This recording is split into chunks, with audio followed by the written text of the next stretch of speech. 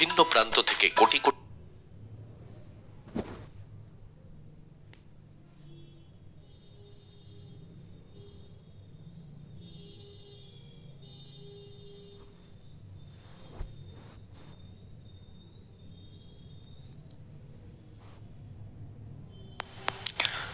শুভ সন্ধ্যা। আজ 25শে জানুয়ারি 2025 শনিবার। সকলকে জানাই নতুন বছরের অনেক অনেক প্রীতি ও শুভেচ্ছা। শুরু হচ্ছে শ্রী অরবিন্দ পাঠচক্র রিসরা পরিচালিত অনুষ্ঠানটি। এই অনুষ্ঠানে আমরা এতদিন শ্রী সন্দীপ মজুমদারের কাছে নিয়মিত শুনেছি শ্রী অরবিন্দের যোগে সাধনা। আজ থেকে শুরু হচ্ছে নতুন বিষয়, চৈত্য পুরুষের শাসন বা গভর্নেন্স অব দ্য সাইকিক। তবে প্রথমে আমাদের সমাধি একটি রবীন্দ্রসঙ্গীত পরিবেশন করে শোনাবেন। যদি তোমার দেখা না পাই প্রভু এবারে জীবনে, তবে তোমায় আমি পাইনি যেন সে কথা রয় মনে, যেন ভুলে না যাই বেদনা পাই শয়নে স্বপনে। যদি তোমার দেখা না পাই প্রভু এবারে জীবনে, তবে তোমায় আমি পাইনি যেন সে কথা রয় মনে, যেন ভুলে না যাই বেদনা পাই শয়নে স্বপনে। যদি তোমার দেখা না পাই প্রভু এবারে জীবনে, এই সংসারের হাটে আমার যতই দিবস কাটে, আমার যতই দুহাত ভরে ওঠে ধনে, তবু কিছুই আমি পাইনি যেন সে কথা রয় মনে, যেন ভুলে না যাই বেদনা পাই শয়নে স্বপনে, যেন ভুলে না যাই বেদনা পাই শয়নে স্বপনে। যদি তোমার দেখা না পাই প্রভু এবারে জীবনে, যদি আলস ভরে আমি বসি পথের পরে, যদি ধুলায় শয়ন পাতি সযতনে, যেন সকল পথই বাকি আছে সে কথা রয় মনে, যেন ভুলে না যাই বেদনা পাই শয়নে স্বপনে। যতই উঠে হাসি ঘরে, যতই বাজে বাঁশি, ওগো যতই গৃহ সাজাই সযতনে,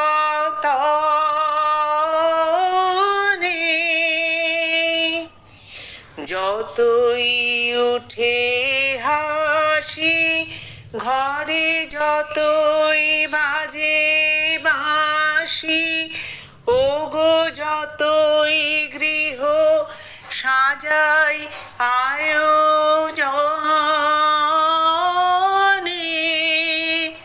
তো যেন তোমায় ঘরে হয়নি আনা সে কথা রয় মনে যেন ভুলে না যাই বেদনা পাই শয়নে স্বপনে যদি তোমার দেখা না পাই প্রভু এবারে জীবনে যদি তোমার দেখা না পাই প্রভু। সন্দীপদাকে অনুরোধ করব শুরু করে দেওয়ার জন্য।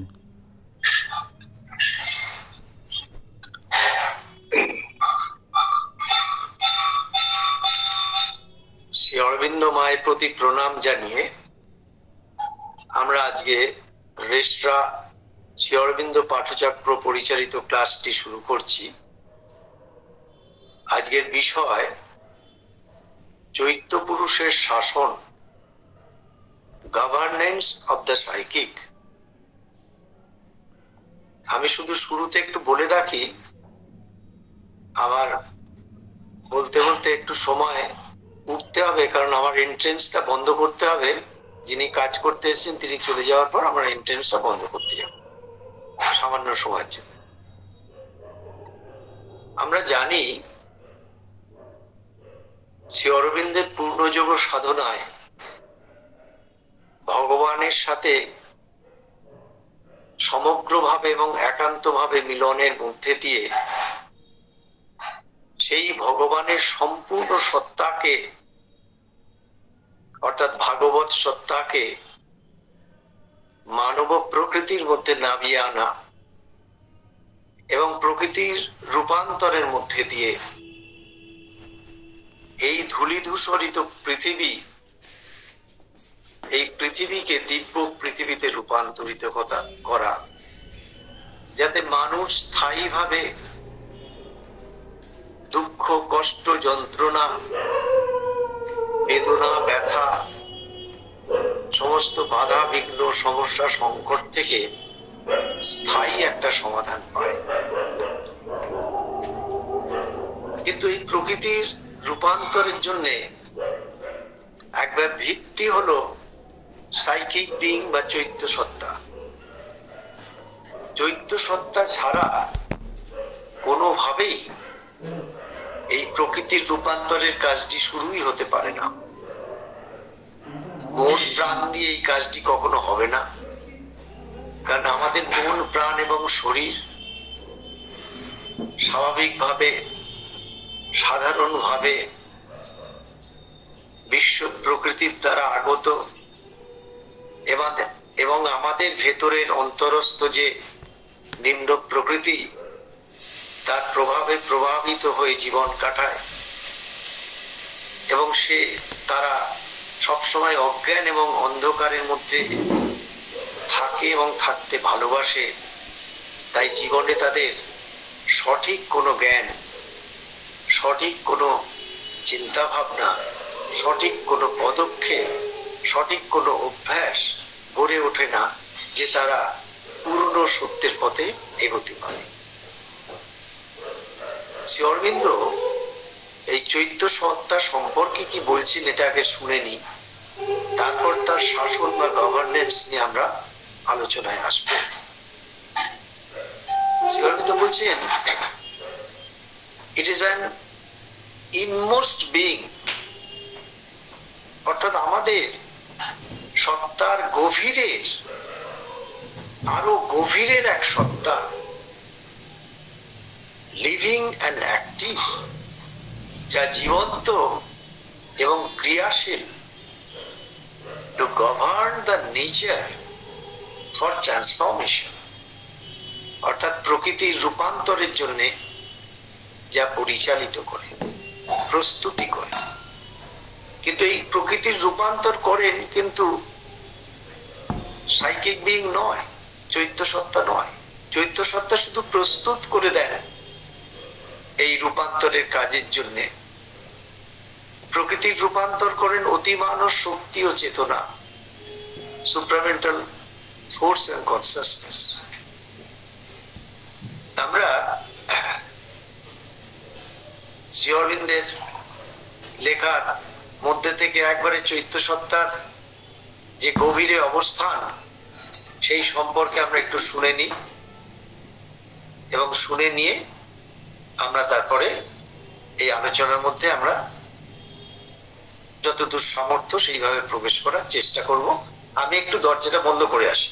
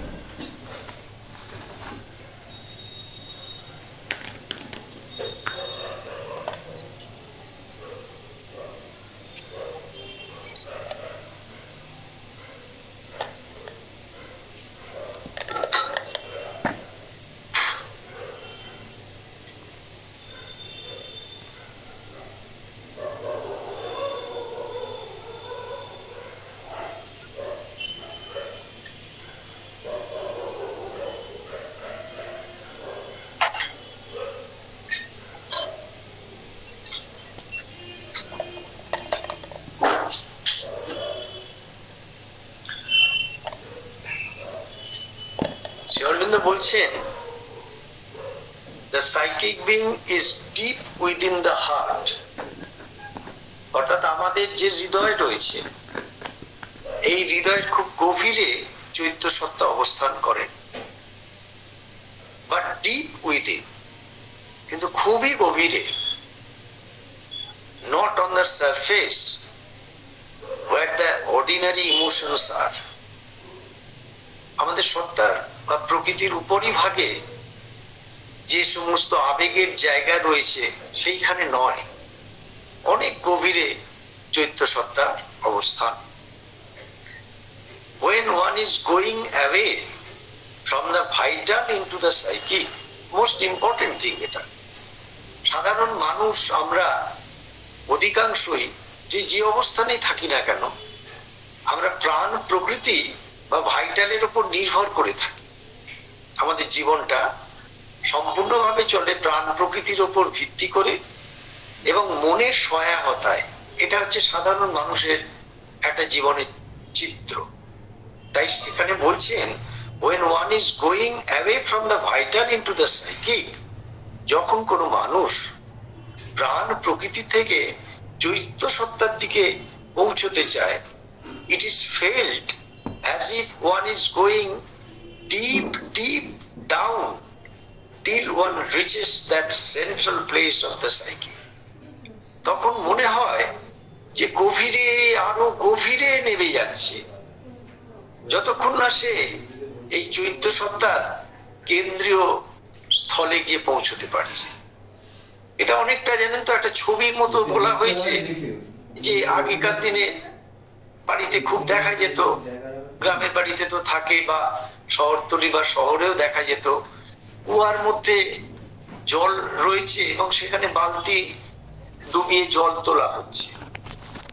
যদি দড়ি ফেলায় হয় দেখা যায় জল সেই বালতি নামছে নামছে ডুবছে ডুবছে। সেই রকম আমাদের হৃদয়ের গভীরের একবারে গভীরতর যে জায়গা রয়েছে সেখানে চৈত্য সত্তা অবস্থান করছেন।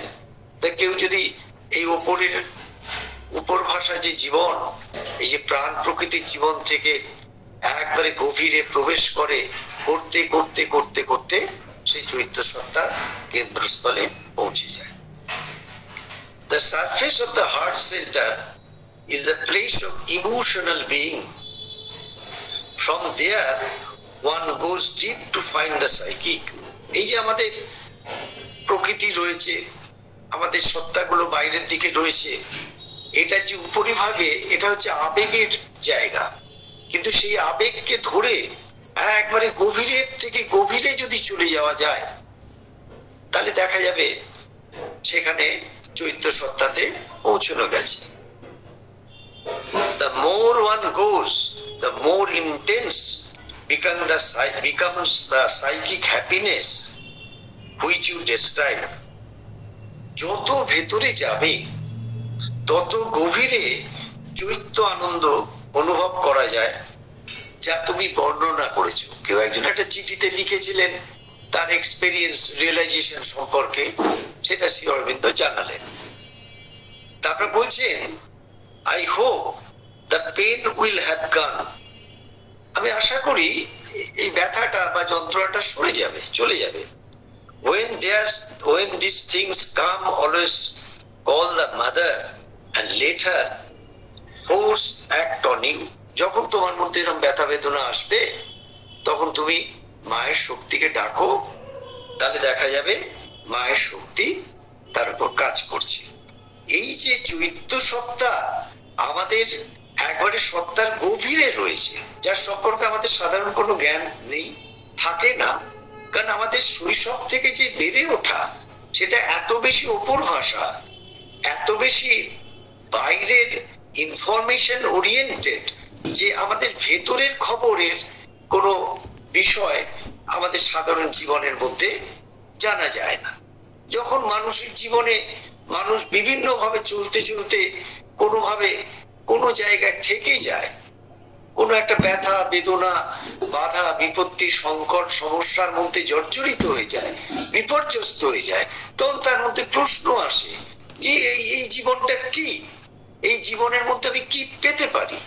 তখন তার মধ্যে একটা মৌলিক জিজ্ঞাসা থাকে, তাহলে আমি কি জীবন যাপন করতে চাই, আমি কেনই বা পৃথিবীতে এসেছি, আর কেনই বা পৃথিবী থেকে চলে যাব।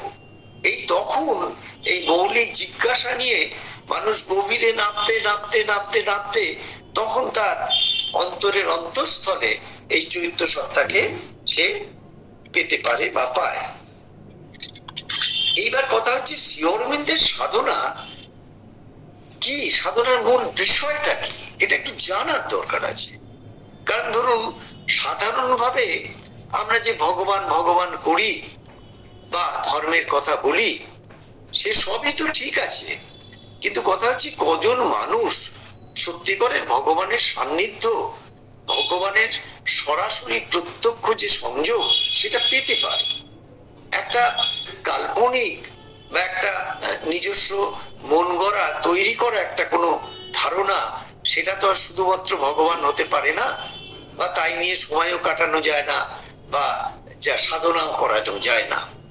তাই শ্রী অরবিন্দ বলছেন, the sadhana is based on the fact, তার সাধনার ভিত্তিটা হলো একটি বিষয়, that a descent of forces from the higher planes.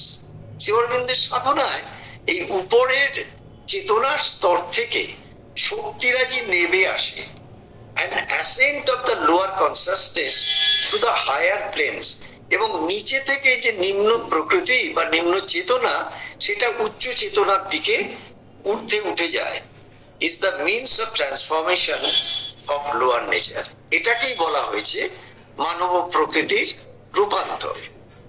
Although naturally it takes time, যদিও স্বাভাবিকভাবে সেটা একটু সময় নেয়, and the complete transformation can only come by the supramental descent. এবং যখন অতিমানব শক্তি সম্পূর্ণভাবে নেমে আসে, তখনই একমাত্র এই মানব প্রকৃতির পূর্ণ রূপান্তর হতে পারে। কিন্তু এই অতিমানব শক্তির নেমে আসা এবং নিম্ন প্রকৃতির ঊর্ধ্বে উঠে যাওয়া, এইটার জন্য প্রথম ভিত্তি হচ্ছে সাইকিক বিং। চৈত্য সত্তাকে ভিত্তি না করলে এই কাজটি কিন্তু শুরুই হয় না। মনের সাধারণ নিম্ন প্রাণের চিন্তাধারা, প্রাণের সাধারণ নিম্ন প্রাণের বাসনা কামনা, দেহের সাধারণ নিম্ন অভ্যাস যেসব রয়েছে, এই সমস্ত নিয়ে মানুষ একটা মোটামুটি সাধারণ গোছের জীবন যাপন করে।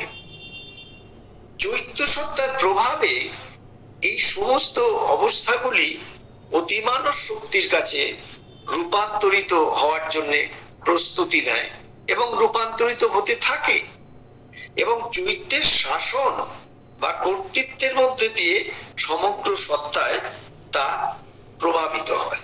শ্রী অরবিন্দ একটি বাংলা চিঠিতে শ্রদ্ধেয় যোগী নিরোধ বরণকে একটি খুব সুন্দর উত্তর দিচ্ছে। বলছেন, তোমার চৈত্য সত্তা জাগরিত হয়েছে এবং তা অনেকটা সম্মুখ ভাগে চলে এসছে। এখন সেই চৈত্য সত্তা তোমার মধ্যে যেসব নিম্ন প্রকৃতির প্রভাব বা ক্রিয়া রয়েছে সেগুলোকে ঠেলে তোমার সত্তা থেকে বাইরে বার করে দিচ্ছে। এক্সট্রাক্টেড কথাটা ব্যবহার করেছেন, অর্থাৎ একবারে বহিষ্কৃত করে দিচ্ছেন। তার মানে চৈত্য সত্তা যখন জাগরিত হয়, চৈত্য সত্তা যখন কাজ করতে শুরু করেন, তিনি প্রথমে দুটি কাজ একসাথে করেন। একটা হচ্ছে ঊর্ধ্ব শক্তির যে চেতনার জায়গা, সেখান থেকে তাদেরকে নামিয়ে আনার সুযোগ করে দেন। দ্বিতীয়ত হচ্ছে এই নিম্ন প্রকৃতি যা মানুষকে বেঁধে রাখে, বন্ধনের মধ্যে রাখে, আসক্তির মধ্যে রাখে, সেইগুলোকে ধীরে ধীরে ঠেলে ঠেলে সত্তা থেকে বাইর করে দেন এবং তাদের থেকে মানুষকে মুক্ত করে দেন। এটা হচ্ছে চৈত্য সত্তার একটা নিজস্ব কাজ। বা এবার চৈত্য সত্তা সম্পর্কে খুব সুন্দরভাবে আমাদের বলেছেন। তাহলে আমরা চৈত্য সত্তা সম্পর্কে নিজেদের মধ্যে একটা খুব সুস্পষ্ট ধারণা করে নিতে পারি। চৈত্য সত্তা কি? মা বলছেন, সাইকিক সেন্টার, লিউমিনাস এন্ড কাম। আচ্ছা, আমার মধ্যে বা আমাদের মধ্যে আমরা যদি চৈত্য সত্তাকে বোঝার চেষ্টা করি, তাহলে কিভাবে বুঝবো? আমাদের চেতনার জায়গায়, according to the highest position of the consciousness, মানে আমার এই বর্তমান অবস্থায় বা আমাদের এই বর্তমান অবস্থায় যার যার মধ্যে সব থেকে চেতনার যে উচ্চতর জায়গাটা কাজ করছে, সেই জায়গাটাই কিন্তু চৈত্তিক একটা প্রভাব বা সাইকিক ইনফ্লুয়েন্স সেখানে থাকে। এবং সেই জায়গা থেকেই কিন্তু আমাদের মধ্যে আস্পৃহা এবং সমর্পণ ভীষণভাবে প্রখর হয়ে কাজ করতে পারে বা কাজ করতে থাকে। তাহলে সেই জায়গাটা কি? না, লিউমিনাস এন্ড কাম, অর্থাৎ উজ্জ্বল এবং প্রশান্ত।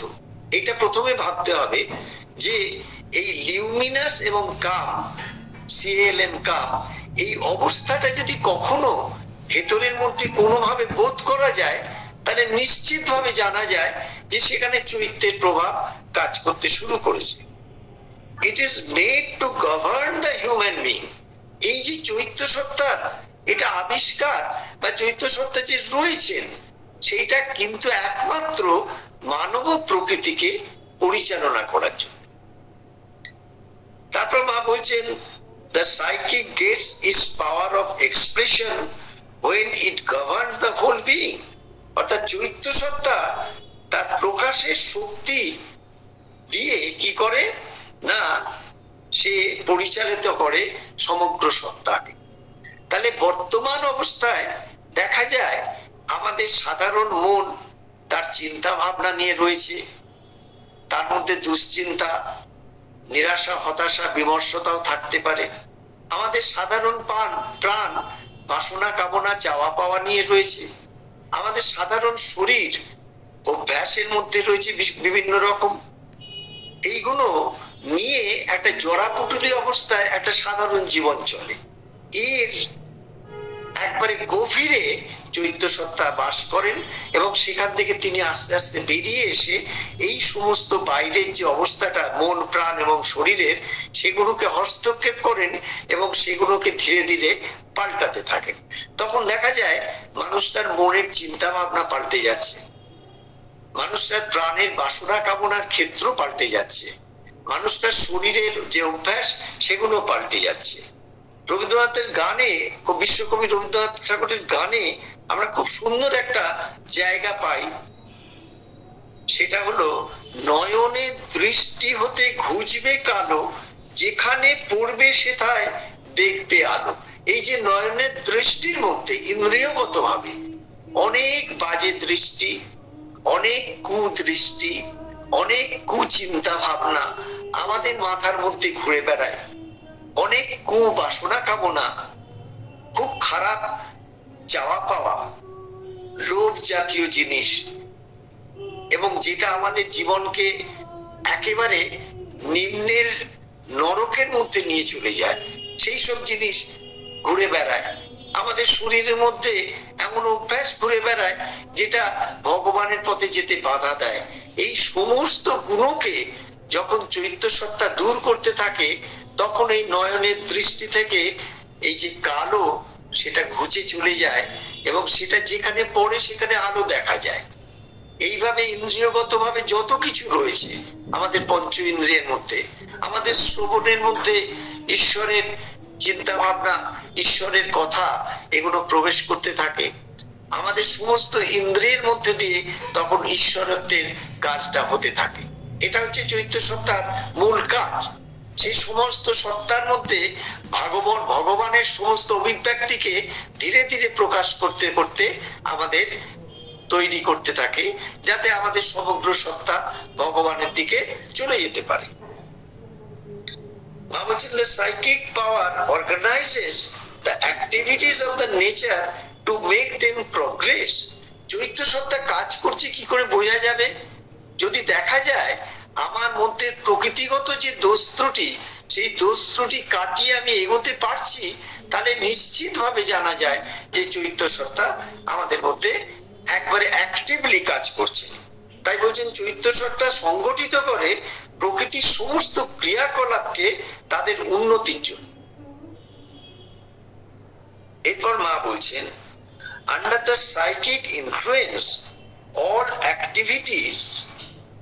all activities becomes balanced. আমরা নিজেরাই ভালো করে যদি খুব সূক্ষ্ম পর্যবেক্ষণ শক্তি, যাকে ডিসার্ন আই দিয়ে বলেছেন, তুমি অবজার্ভ করো, একটা সূক্ষ্ম দৃষ্টি দিয়ে যদি পর্যবেক্ষণ করা যায়, দেখা যাবে প্রায়শই আমাদের মন একরকম চিন্তা করছে, প্রাণ একরকম চাওয়া পাওয়ার মধ্যে রয়েছে, শরীর আর একরকম অভ্যাসের মধ্যে রয়েছে, কোনোটার সাথে কোনোটার কোনো মিল নেই। স্বাভাবিকভাবে আমাদের জীবনটা খুব ডিসব্যালেন্সড জীবন, ভীষণ রকম একটা আমাদের মধ্যে অসামঞ্জস্যপূর্ণ একটা জীবন আমরা যাপন করতে থাকি, যার ফলে আমরা কখনোই কোনো পার্মানেন্ট কোনো শান্তি, স্থায়ী সুখ, স্থায়ী আনন্দ এসব পাই না। একটু টুকরো সুখ পাই তো অনেক বেশি দুঃখ আমাদের একবারে প্রভাবিত করে। তার কারণ হচ্ছে আমাদের মনের, প্রাণের এবং শরীরের যে প্রকৃতির জায়গা, সেটা সবসময় নিম্নাভিমুখী এবং খুব নিম্নের দিকে সে সাধারণভাবে যেতে চায়। চৈতন্য সত্তা তাদেরকে পরিচালিত করে ঊর্ধ্বের দিকে নিয়ে যাওয়ার চেষ্টা করে। মা বলছেন, the psychic influence compels the physical to turn towards the divine. অর্থাৎ চৈতন্য সত্তা সে কি করে, সে একবারে বাধ্য করে, তার প্রভাবটাকে দিয়ে বাধ্য করে এই শরীরটাকে ভগবানের সাধনার দিকে ঘুরিয়ে দিতে। অর্থাৎ শারীর যে সত্তার মধ্যে যা কিছু রয়েছে, সমস্ত গুণকে, মন প্রাণ শরীরকে ভগবানের দিকে ঘুরিয়ে দিতে। এরপর মা বলছেন, let this house be a symbol of the psychic, the temple of the eternal presence. এই গৃহ হয়ে উঠুক চৈত্যের প্রতীক, শাশ্বত দিব্য উপস্থিতির মন্দির। এখন অনেকে গৃহ বলতে নিজের বাড়ি বলতে পারেন, বাড়িও তো মন্দির নিশ্চয়, কিন্তু এখানে গৃহ বলতে আমাদের এই সত্তার, সমস্ত সত্তা মিলিয়ে যে আধার, এই আধারটা যেন সম্পূর্ণভাবে চৈত্যের প্রতীক হয়ে উঠুক এবং সেটা যেন একটা মন্দিরের মতো হয়ে উঠতে পারে, যার যেখানে দিব্য উপস্থিতি থাকবে। এই চৈত্য সত্তাকে, তার শাসনকে, তার গভর্নেন্সকে পেতে গেলে কি করতে হবে? Live in the consciousness of the psychic centre. প্রতি মুহূর্তে চেষ্টা করতে হবে আমাদের ভেতরে একবারে গুহায়িত হয়ে রয়েছেন অঙ্গুষ্ঠ মাত্র যে মাতৃচেতনার প্রতীক চৈত্য সত্তা। সেই চৈত্য সত্তার মধ্যে বাস করার জন্য বারবার আমাদের চেষ্টা করতে হবে। আমাদের সত্তার বিভিন্ন অবস্থা দিয়ে তারা যখন বাইরের প্রকৃতির মধ্যে চলে আসে, বিশৃঙ্খলার মধ্যে চলে আসে, অশান্তির মধ্যে চলে আসে, দুঃখ কষ্ট যন্ত্রণার মধ্যে চলে আসে, বাধা বিঘ্ন সমস্যার মধ্যে চলে আসে, তাদেরকে আবার ভেতরে ঢুকিয়ে নিয়ে একেবারে চৈত্য সত্তার কেন্দ্রের মধ্যে অবস্থান করতে হবে। Thus your will express the divine's will alone. এই রূপে তোমার যে ইচ্ছা, সেই ইচ্ছাটা ভগবানের ইচ্ছাকে প্রকাশ করবে, একমাত্র ভগবানের ইচ্ছাকেই প্রকাশ করবে। And your transformed being will then be able to receive and manifest the divine love. এবং তোমার এই যে রূপান্তরিত যে সত্তা, তারা কিন্তু তখন সমর্থ হবে যে গ্রহণ করতে এবং প্রকাশ করতে দিব্য প্রেমকে, ভগবানের ভালোবাসাকে। কারণ চৈত্য সত্তার কেন্দ্রেই রয়েছে ভগবানের ভালোবাসা। চৈত্য মানেই হচ্ছে দিব্য প্রেম। সেই দিব্য প্রেম তখন প্রস্ফুটিত হতে থাকে, স্ফুরিত হতে থাকে, সঞ্চারিত হতে থাকে, বিস্তৃত হতে থাকে। সমস্ত বিশ্ব জুড়ে সেই দিব্য প্রেম তখন অ্যাক্টিভলি, সক্রিয়ভাবে কাজ করতে শুরু করে। এবারে আমরা শুনে নিই, এই চৈত্য পুরুষ শাসন করলে বা গভর্নেন্স হিসেবে কাজ করলে কি হতে পারে একজন মানুষের। মা বলছেন যে চৈত্য পুরুষ ক্রমশ যত বেশি করে মানুষের বাহ্য জীবনের কাজে কর্মে অংশগ্রহণ করে, তত বেশি করে চৈত্য স্মৃতিরও মাত্রা বাড়তে থাকে। দেখুন, আমরা সকাল থেকে ঘুম থেকে উঠে রাত্রে ঘুমানোর আগে পর্যন্ত সাধারণ জীবনেও বা সাধনার জীবনে যেভাবেই বলি না কেন, আমাদের কিন্তু কিছু কাজ করতেই হয়। কর্ম ছাড়া সাধনা কোনোদিন এগোতে পারে না। বিশেষত শ্রী অরবিন্দের পূর্ণযোগ সাধনা।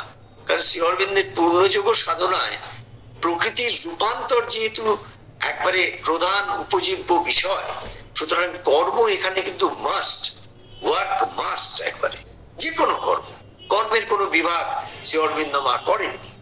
কিন্তু দেখা যাবে এই কর্মটি করতে গিয়ে আমার নিজের মধ্যে আমি যদি অবজার্ভ করি, আমি কর্মটি কি খুব চঞ্চল অস্থির মনের মধ্যে দিয়ে করছি, আমি এই কাজটি কি কোন রকমে একটা অবহেলা বা একটা অগোছালো ভাব নিয়ে করছি, আমি কি ভাবছি এই কাজটা করে কোন রকমে একটু বসবো, তাহলে কিন্তু সেই কাজের মধ্যে চৈত্য সত্তা কাজ করছে না। এটা একবারে জেনে নিতে হবে। যখন চৈত্য সত্তা খুব সাধারণ একটা কাজের মধ্যে দিয়ে ডুবে গিয়ে কাজ করে, তখন দেখা যাবে সেই কাজের মধ্যে অদ্ভুত একটা অনাবিল আনন্দ আমরা পেতে থাকি। তখন কাজের মধ্যে কোনো একঘেয়েমি থাকে না। সে যে কাজই হোক, যত স্থূল কাজই হোক, যত সূক্ষ্ম কাজই হোক, কবিতা লেখা থেকে লোহা টানা অব্দি যে কোনো কাজে যদি চৈত্য সত্তা একবারে গভীর থেকে ঠিক করে নেয় যে সে একেবারে জীবনে গভীরে সেই কাজটা নিয়ে সে সাধনায় থাকতে চায়, তাহলে কিন্তু দেখা যাবে যে সেই কাজের মধ্যে সে আনন্দ পাচ্ছে। মা তখন কি বলছেন, আর তখন মানুষ আগের জীবনও মনে করতে পারে, কিন্তু তাই বলে আগের জীবনের সবকিছু খুঁটিনাটি পর্যন্ত নয়। আগের জীবন মানে আগের জন্মের জীবন। আগের জন্মের জীবনও মানুষ তখন মানুষের মধ্যে প্রতিভাস হয়, মানুষ দেখতে পায়। এক মিনিট, আমি একটু সময় নিচ্ছি।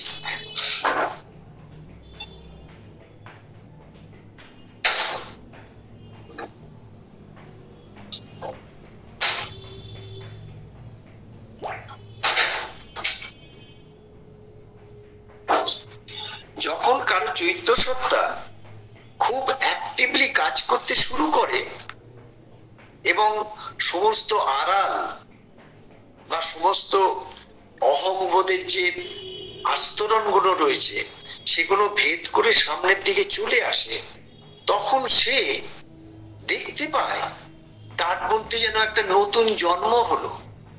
এতদিন সে কারাগারের মধ্যে ছিল, প্রকৃতির কারাগারে, মনের অসংখ্য চিন্তা ভাবনায়, প্রাণের অসংখ্য বাসনা কামনায় এবং শরীরের অসংখ্য অভ্যাসের মধ্যে সে এতদিন পর্যন্ত একটা কারাগারের মধ্যে ছিল। তার মধ্যে কোনো মুক্তির বোধ ছিল না।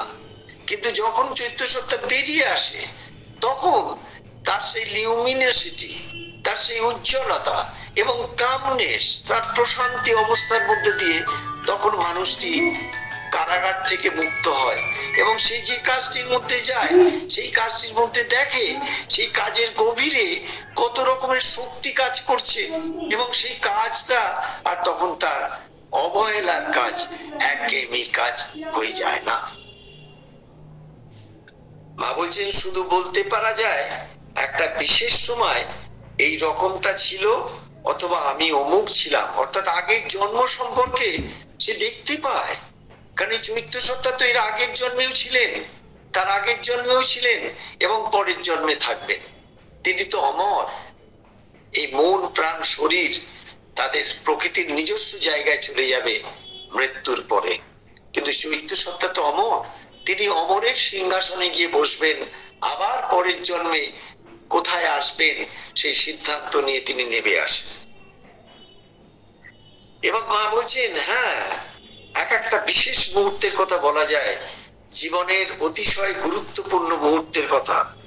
যদি এমন একটি মানুষ হয় যার সমগ্র সত্তা তার চৈত্য কেন্দ্রের সঙ্গে অখণ্ডভাবে একাত্ম হয়ে উঠেছে, সমগ্র জীবন চৈত্য কেন্দ্রকে ঘিরে গড়ে তুলেছে, সত্তার পুঙ্খানুপুঙ্খ সকল অংশকে, সকল উপাদানকে, সকল বৃত্তি প্রবৃত্তিকে সেই কেন্দ্রকে ঘিরে একমুখী করে তুলেছে, যে নিজেকে এক অখণ্ড সত্তায় পরিণত করে একান্তভাবে ভগবতমুখী হয়ে আছে, তেমন অবস্থা হলে দেহটা যদি খসে পড়ে তাহলেও ওই বস্তুটি থেকে যায় একটি পূর্ণ পরিণত সচেতন সত্তা।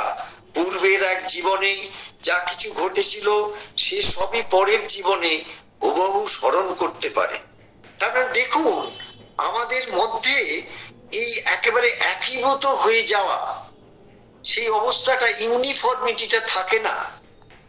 আমাদের মধ্যে বিভিন্ন রকম মাল্টিফেরিয়াস ফ্লাকচুয়েশনস আমাদের মধ্যে কাজ করে। কখন আমার মধ্যে কোন মনের মধ্যে কোন চিন্তা ঢুকলো এবং আমাকে পরিচালিত করে বেরিয়ে গেল সেই সম্পর্কে আমি সচেতন নই। কখন আমার প্রাণের মধ্যে কোন ডিজায়ারটা ঢুকে আমার মধ্যে কিছু কোনো সময় একটা আন্দোলন করে দিয়ে আন্দোলিত করে বেরিয়ে গেল আমি সচেতন নই। শরীরের অভ্যাস কখন আমাকে প্রভাবিত করে আমাকে দিয়ে প্রকৃতির দাসত্ব করে চলেছে সেই সম্পর্কে আমি সচেতন নই। এইরকম একটা বিশৃঙ্খল অবস্থার মধ্যে দিয়ে যে সাধারণ মানুষের জীবন চলে, সেখান থেকে চৈত্য সত্তা একবারে অখণ্ড সত্তায় একমুখী করে তাকে ভগবত্তার যে পূর্ণ দিক সেই দিকে নিয়ে চলে যায় এবং তখন চৈত্য সত্তার শাসন বা গভর্নেন্স বোঝা যায় যে সে একেবারে সমস্তটাকে সে গ্রিপ করে নিয়েছে, ধরে নিয়েছে। মা কি বলছেন? মা বলছেন একটি পূর্ণ পরিণত সচেতন সত্তা। এখন কিন্তু আমরা পূর্ণ পরিণত সচেতন সত্তা নই। অনেক ক্ষেত্রে আমাদের অচেতনতা, অনেক ক্ষেত্রে অজ্ঞানতা আমাদের কাজ করে, সেটা আমরা নিজেরা বুঝতেও পারি কিন্তু এড়িয়ে চলে যাই। চৈত্য সত্তা সামনে থাকলে কিন্তু সেটা এড়িয়ে যাওয়া যাবে না। সে চোখে আঙুল দিয়ে দেখিয়ে দেবে এবং সঙ্গে সঙ্গে সেটাকে পরিবর্তন করে রূপান্তরিত করার চেষ্টা করবে। বলছেন পূর্বের এক জীবনে যা কিছু ঘটেছিল সে সবই পরের জীবনে হুবহু স্মরণ করতে পারে। এমনকি সে সচেতন ভাবে এক জীবন থেকে আর এক জীবনে গিয়ে উত্তীর্ণ হতে পারে, তাতে তার চেতনা কোনো কিছুই হারায় না। কারণ চৈত্য সত্তা সম্পূর্ণরূপে মাতৃ চেতনার একেবারে প্রতিনিধি। সে নিজেই তো ভগবান। তা ভগবানের তো সমস্ত কিছু একেবারে সমস্তটা ইটারনাল, শাশ্বত। তার মধ্যে তো কোনো পরিবর্তনের ব্যাপার নেই। মনের যেমন পরিবর্তন হতে পারে, প্রাণের হতে পারে, শরীরের হতে পারে, চৈত্য সত্তা কিন্তু অপরিবর্তিত, শাশ্বত, জীবন্ত ভগবৎ সত্তা। এইবার মা বলছেন যেটা, সেটা আমাদের একটু গায়ে লাগবে, কিন্তু আমরা যদি হতে পারি তাহলে আমাদের আনন্দের সীমা থাকবে না। মা বলছেন, কিন্তু জগতে তেমন লোক কজন আছে যারা সেই অবস্থায় পৌঁছতে পেরেছে? আমার তো মনে হয় সংখ্যায় তারা খুব বেশি নয়। আর সাধারণত তেমন লোকের প্রবৃত্তি হবে না নিজের পূর্ব জীবনের কাহিনী শোনাতে। সত্যিকারের যাদের চৈত্য সত্তা একবারে কর্তৃত্ব করছেন, শাসন করছেন, জীবনটাকে সম্পূর্ণভাবে পরিচালিত করছেন, সেই সব মানুষের জীবন কিন্তু বাইরে থেকে বোঝা যায় না। আমরা খুব ছোট ছোট করে কয়েকটা উদাহরণ নিতে পারি। স্বামীজি যখন শিকাগো বক্তৃতা দিচ্ছেন, তার আগে স্বামীজি নিজে বলছেন, আমি জানতাম না আমি কি বলতে পারি, আমি কি বলবো। এবং শুধু না, বলছেন আমার মাথার উপর থেকে একটা যেন কালো মতো জল একবারে আমার শির দ্বারা দিয়ে নিচে নেমে এলো।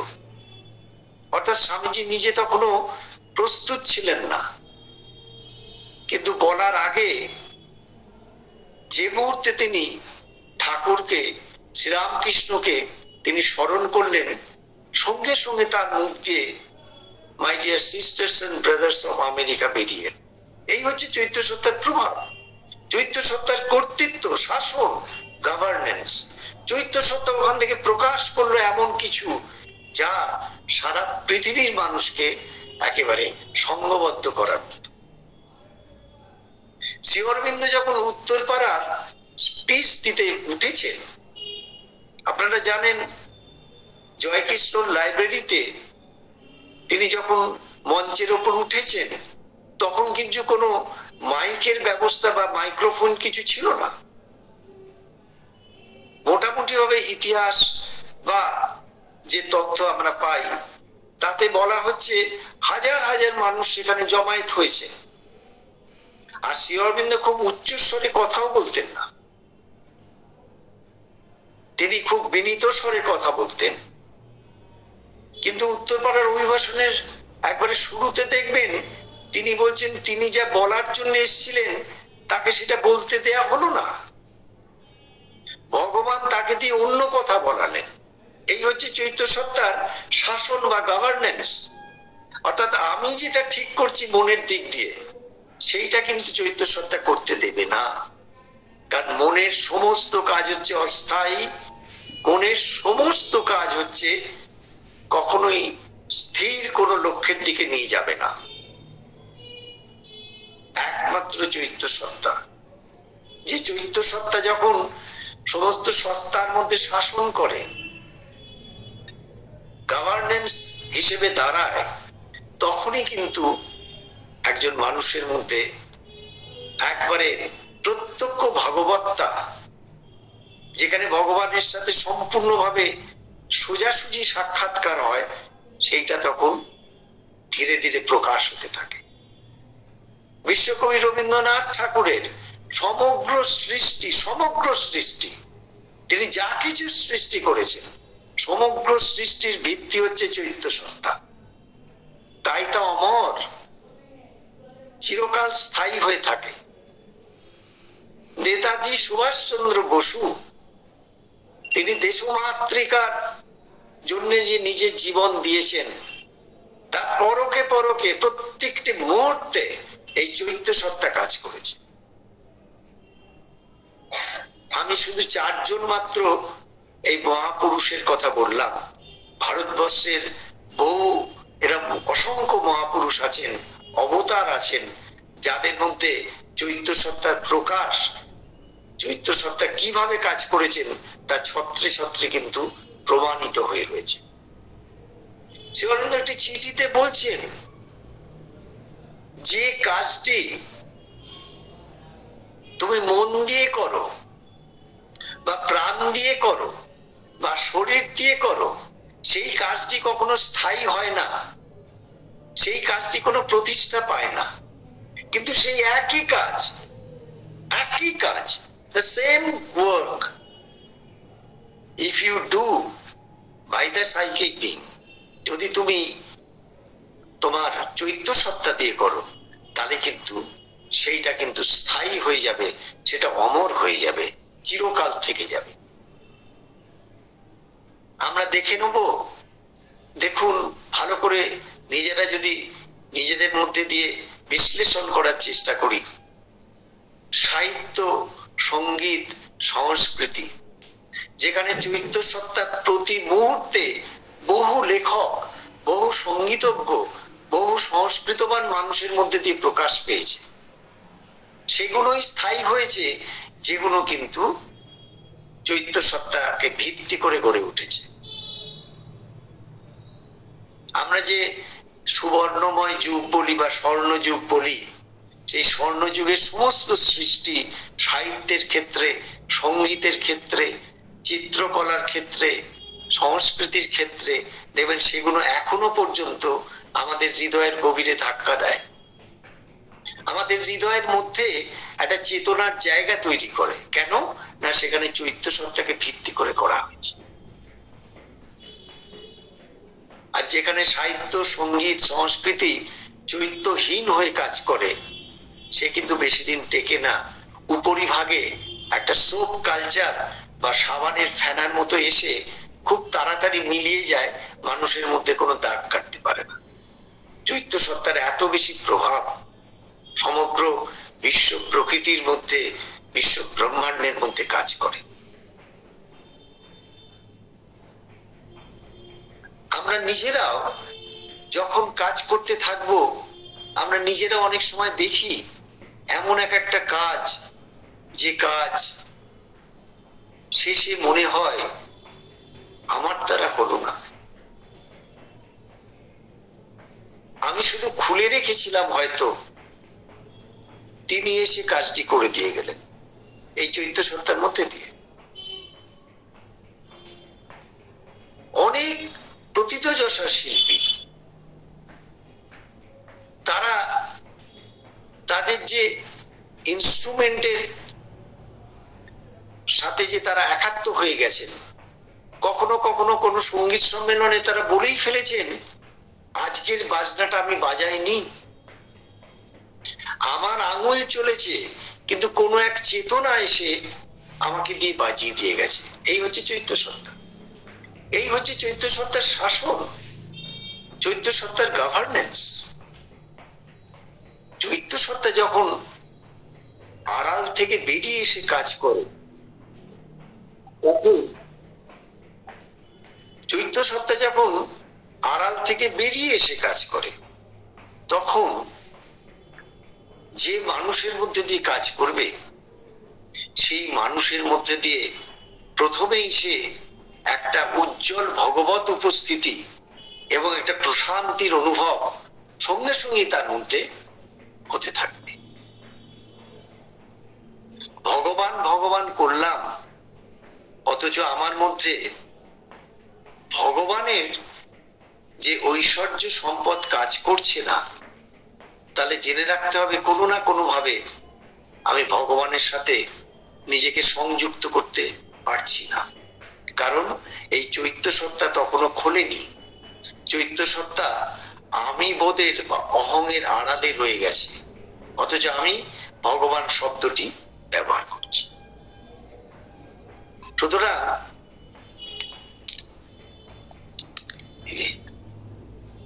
সুতরাং আমরা আজকের যারা এই ক্লাসের মধ্যে উপস্থিত আছি, তারা জেনে রাখা ভালো তাদের যে শ্রী অরবিন্দ মায়ের পথে যারা অনুগামী হয়েছেন, হচ্ছেন বা হবেন, তাদের সাধনার ক্ষেত্রে প্রথমেই যে কাজটি শুরু হবে তা হচ্ছে চৈত্য সত্তার শাসন এবং গভর্নেন্স, এবং এটা হতেই হবে। এটা না হলে শ্রী অরবিন্দের সাধনায় এক পাও এগোনো যাবে না। এবং নিশ্চিত যারা পথ চলছেন তাদের মধ্যে কিন্তু এই চৈত্য সত্তা তাদেরকে নিরাপদে একবারে সাধনার লক্ষ্যের দিকে নিয়ে চলেছেন। সেইটাকে শুধু প্রতি মুহূর্তে অনুভব করার জন্য, উপলব্ধি করার জন্য আমাদের হৃদয়ের গভীরের যে অবস্থান সেইখানে আমাদের বাস করতে হবে। আমরা কবি নিশিকান্তের একটি কবিতা এখন পড়ছি, যেখানে চৈত্য সত্তার পুরোপুরি একেবারে বাইরে যে প্রকট হয়ে এসছেন, এই কবিতার ছত্রে ছত্রে তা প্রকাশিত হয়েছে। চৈত্য সত্তা ছাড়া এই কবিতা বেরোতেই পারে না। কি বলছেন? কবিতাটা হচ্ছে তারি মালা তারি ফুলে। কি বলছেন কবি নিশিকান্ত? বলছেন এ অপূর্ব অভিসার দেখে নাই, কেহ শোনে নাই, যার লাগি পথ চলা সে আমারে পথে নিয়ে চলে, আশা নিরাশায় ভরা দ্বিধা দ্বন্দ্ব সব ভুলে যায়, চিরস্থির ধ্রুব লক্ষ্য বক্ষে বই চলি পলে পলে। এই হচ্ছে চৈত্য সত্তার প্রকাশ, চৈত্য সত্তার শাসন। চৈত্য সত্তা এইভাবে কর্তৃত্ব করে। চলি চলি যত চলি বাধা বিঘ্ন দূরে সরে যায়, অন্ধকারে বন্ধু মোর ক্ষণে ক্ষণে দীপশিখা জ্বালে, কণ্টক ভূমির পন্থা পদতলে মুহূর্তে মিলায়, কঙ্কর কুসুম হয় মরুবক্ষ মন্দাকিনী ঢালে, যাই যাই আরো যাই প্রিয়তম ওগো প্রিয়তম, যত যায় ততই সে অবিচ্ছিন্ন তব আকর্ষণ, নিবিড় নিবিড়তর গ্রন্থি বাঁধে এ অন্তরে মম, প্রতি পলে অনুভব করি মোর আত্মসমর্পণ। অপূর্ব এ অভিসার, বাঞ্ছিতের বাহুডোরে বাধা, যার লাগি বড়মাল্য তারই মূল্য নিয়ে মালা গাথা। এই আমাদের সমস্ত সত্তার যা কিছু অংশ রয়েছে সেগুলোকে ফুলের মতো একেবারে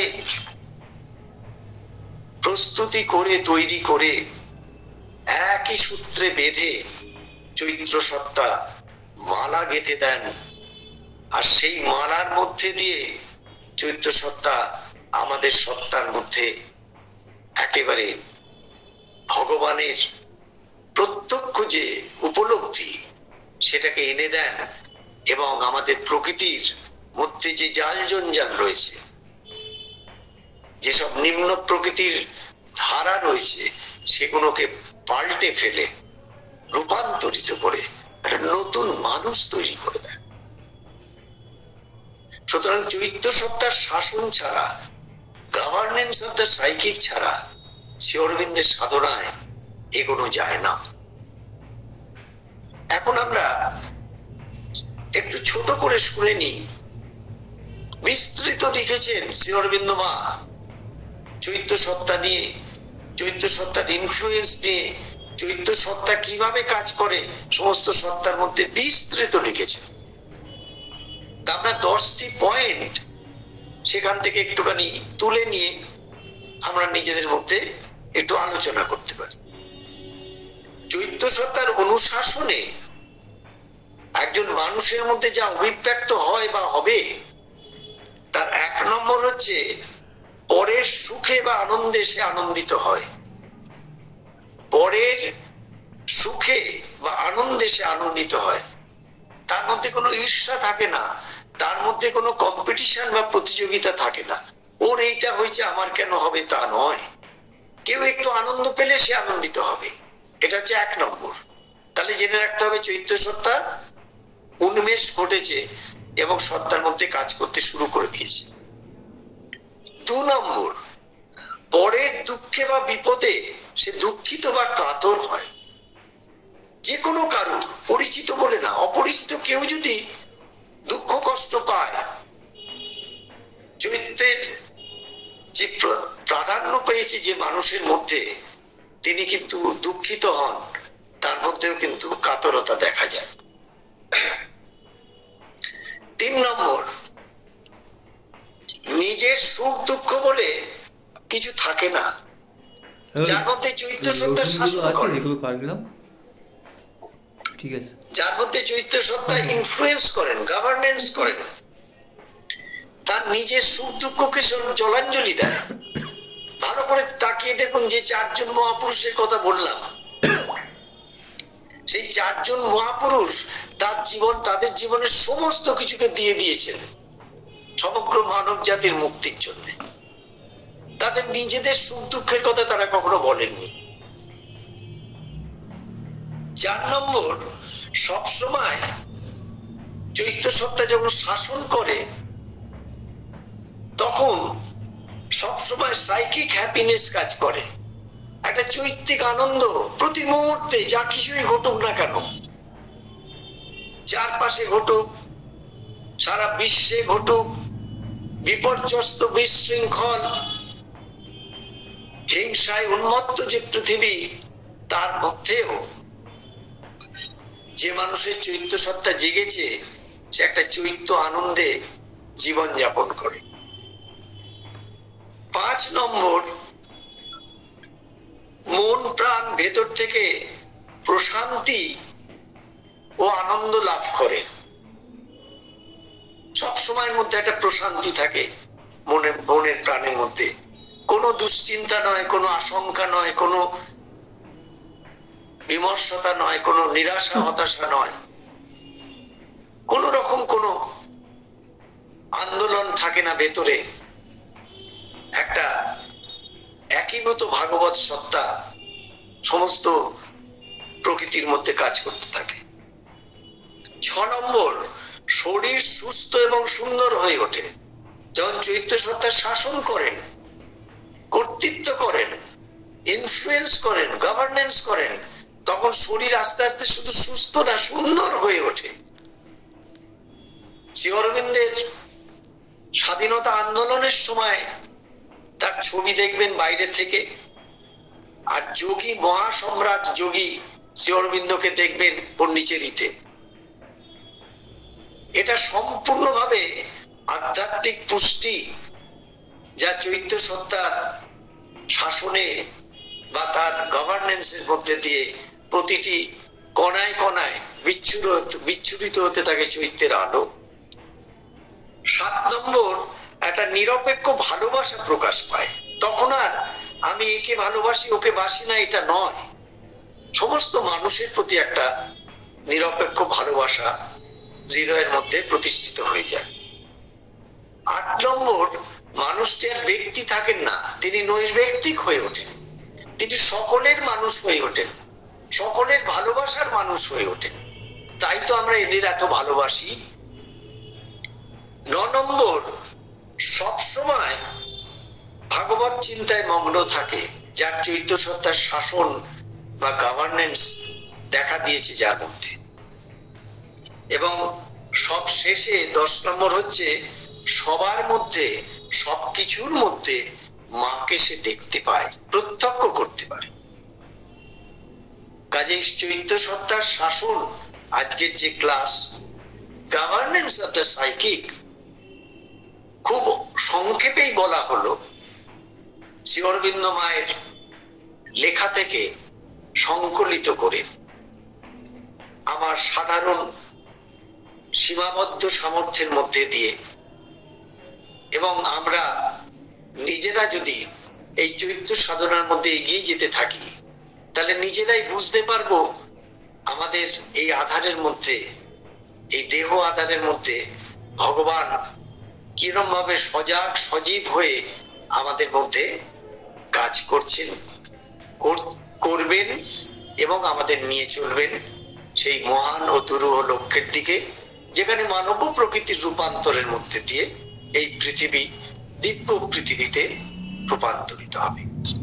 ওম আনন্দময়ী চৈতন্যময়ী সত্যময়ী পরমে। আপনাদের প্রতি আমার কৃতজ্ঞতা জানাই। সকলে ভালো থাকবেন, সকলের প্রতি ভালোবাসা রইল।